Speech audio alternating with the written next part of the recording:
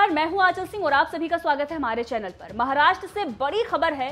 किरीट सोमैया जो बीजेपी के नेता हैं, जो लगातार उद्धव ठाकरे सरकार के घपले घोटाले सामने रख रहे हैं, उन पर अटैक हुआ है और उनके फेस से खून भी निकल रहा है। जिस तरीके से उन्होंने वीडियो पोस्ट करते हुए इसकी जानकारी दी है, उसके बाद हंगामा मच गया है। दरअसल नवनीत राणा से वो मिलने जा रहे थे, जिसके बाद शिवसेना के कार्यकर्ताओं ने उन पर अटैक किया है। पूरा मामला क्या है, इस पर हम चर्चा करेंगे।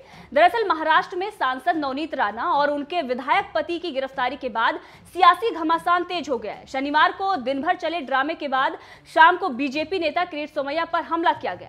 आप इन तस्वीरों में देख सकते हैं कि किस तरीके से बीजेपी नेता किरीट सोमैया के कार का शीशा टूटा हुआ है और उनके फेस से ब्लड भी निकल रहा है। दरअसल नवनीत राणा और उनके पति की गिरफ्तारी के बाद भाजपा नेता किरीट सोमैया ने ट्वीट करते हुए ये जानकारी दी थी कि वो नवनीत राणा से मिलने जा रहे हैं, जिसके बाद उन पर अटैक हुआ, जो कि शिवसेना के नेताओं पर आरोप लग रहे हैं। और आज सुबह फिर एक दूसरे पर वार पलटवार शुरू हो गया है। बीजेपी नेता किरीट सोमैया ने जहां प्रेस कॉन्फ्रेंस करते हुए मुंबई पुलिस और महाराष्ट्र के मुख्यमंत्री उद्धव ठाकरे को निशाने पर लिया, तो वही संजय राउत ने भी मीडिया से बात करते हुए किरीट सोमैया और बीजेपी पर कई बड़े आरोप लगा दिए। संजय राउत ने किरीट सोमैया और बीजेपी पर जमकर हमला बोला। किरीट सोमैया ने प्रेस कॉन्फ्रेंस में आरोप लगाया कि मुंबई पुलिस ने उनके खिलाफ झूठा केस दर्ज कर लिया है। उन्होंने कहा कि महाराष्ट्र की पुलिस उद्धव ठाकरे के दबाव में काम कर रही है।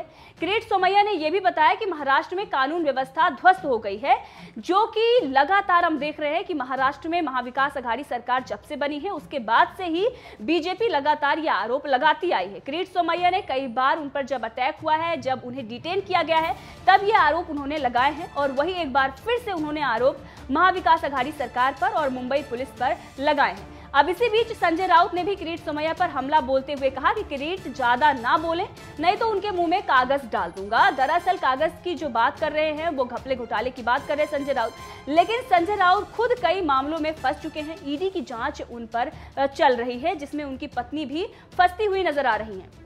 किरीट सोमैया ने इस मामले को लेकर जब मीडिया से बात किया, तो उन्होंने कहा कि उद्धव ठाकरे सरकार गुंडागर्दी करती है, घोटालागर्दी करती है। हस्ताक्षर के बिना मुंबई पुलिस एफआईआर दर्ज कर रही है। कमांडो के साथ मेरे मारपीट हुई है। उद्धव ठाकरे सरकार को हम देख लेंगे।